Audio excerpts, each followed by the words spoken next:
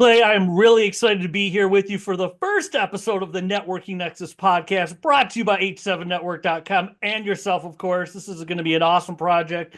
Thank you for making the time to do the first episode. My pleasure, man. I'm looking forward to working with you on this. Before we talk about the podcast, as far as networking, you're making an awesome living networking yourself and helping other people network. When did networking become important to you? I mean, what's the story there?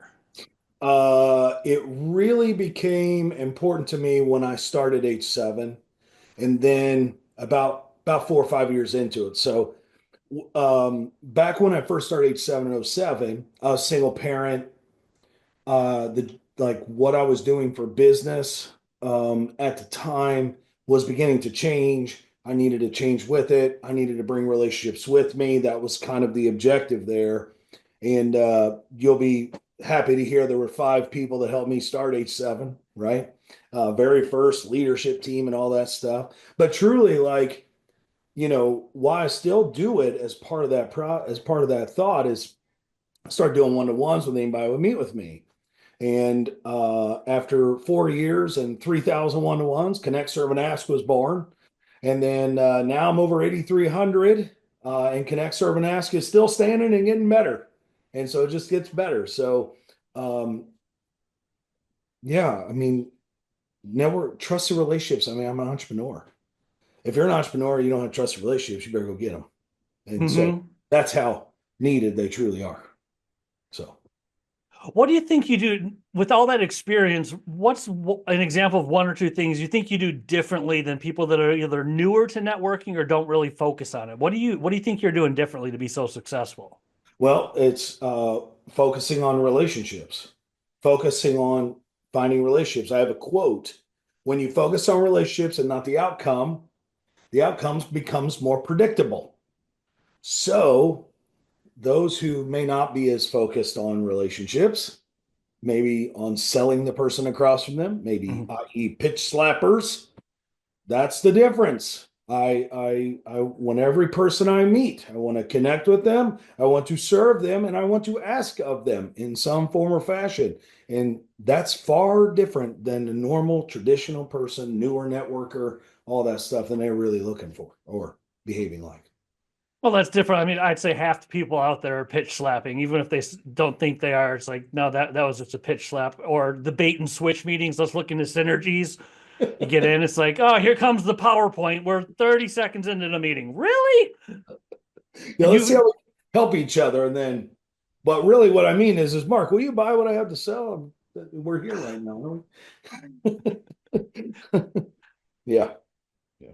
I'm with you. Relationships are so important. Could you unpack that word a little bit? What do you consider to be a relationship? Because a lot of people think, oh, a relationship is I pitch somebody something. What's unpack relationship in your world, in your networking space? So relationship is to me doing for one another. How much trust will be determined how much you'll do for each other, right? So you have a little bit of trust, you'll help each other a little. You have a lot of trust, and the epitome in H7 is a trusted relationship is defined as a relationship that has, of course, earned trust. But if they ask you for something, ask you for help, or ask you for a connection, it doesn't matter. You will try to give it. You will give it, or you'll find. So they trust you enough that if you wanted to meet a prospect, they'll give it to you. If you need help with something else, they'll give it to you. They're a resource to you and a resource to each other, and they see it that way and they act that way. So, what are some ways you can build trust out of the gates? Well, number one is don't pitch slap somebody. That's one. Number two is don't help too early. Connect with them first. I mean, has anybody ever been in a one-to-one where the first thing out of somebody's mouth was, "So, what's your biggest goals this year?" I don't know. I just met you. I don't feel like I can share. So make sure that you connect enough to have some rapport and stuff before you start helping somebody. Number three is to try to help intentionally, right? You try to help. Who would you like to meet? How can how can I help? Right. And then the last little piece of that is Well, you have to have trust between two people. Not one person earns all the trust and the other person doesn't. So the other person needs to help you as well. So there has to be some kind of mutual support there. That's where it kind of starts. So after a relationship starts, what are some ways when you find out, okay, there's could be a reason for us to know each other. There's something there from the initial meeting or maybe the second meeting. What do you do to intentionally build a relationship beyond just having a bunch of first or second time meetings? Well, that I have an entire word of mouth strategy kind of wrapped around this, but I'm just going to give you highlights. Okay. So you go on the first one-to-one to see if you even want to do anything else, right? Is there anything we want to do together, more or less? The second and third one-to-ones or second one-to-ones, most people are just kind of reconnecting, learning more about each other. But I recommend a second connect, serve, and ask one-to-one. And that is where you pitch each other. And then once that's been satisfied, if you feel like you trust each other, then you would want to meet with a certain frequency every 4 to 6 weeks for a period of time using an actual agenda. We provide those, by the way, in H7, so that when you're actually meeting, you're starting to create predictable results because you're physically, intentionally showing up for one another. It does take some energy that you have to put in, but Mm-hmm. that's basically the gist. And then it comes down to how many of those relationships do you have? How many? You have 5? You have 10? What do you got? Mm-hmm. Well, this is all great advice, and I think that's turning to the Networking Nexus podcast itself. It's going to showcase some of the H7 leadership, H7 members. It's going to be all about, just like the name says, a center point of networking. And so you can learn about building relationships, get different viewpoints. Why did you decide to do the podcast in the first place? We needed to come up with a way to serve our leaders greater. Okay. And in the grand scheme of things, when you look at our organization, it is not a top down leadership, it is a funnel up. So that means I'm at the bottom as the founder and CEO, and I got to push up and I got to push up, and everybody's pushing up, serving one another. And then, so if you could picture this, it comes out the other side of the funnel like, whoo, like big time good stuff, right? And so leaders are going through all this training to put on these groups. We need to be able to help them more and support them in becoming more influential, not only in H7, but just generally speaking with other professions and other companies. And so, not that we have to, we want to. We want to do that because it's serving the greater good.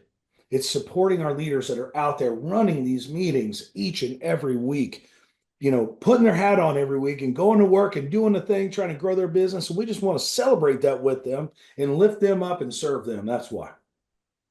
That's an awesome why. And as far as people listening now that tune into future episodes, what do you see it becoming? What can people expect? Why should they tune in?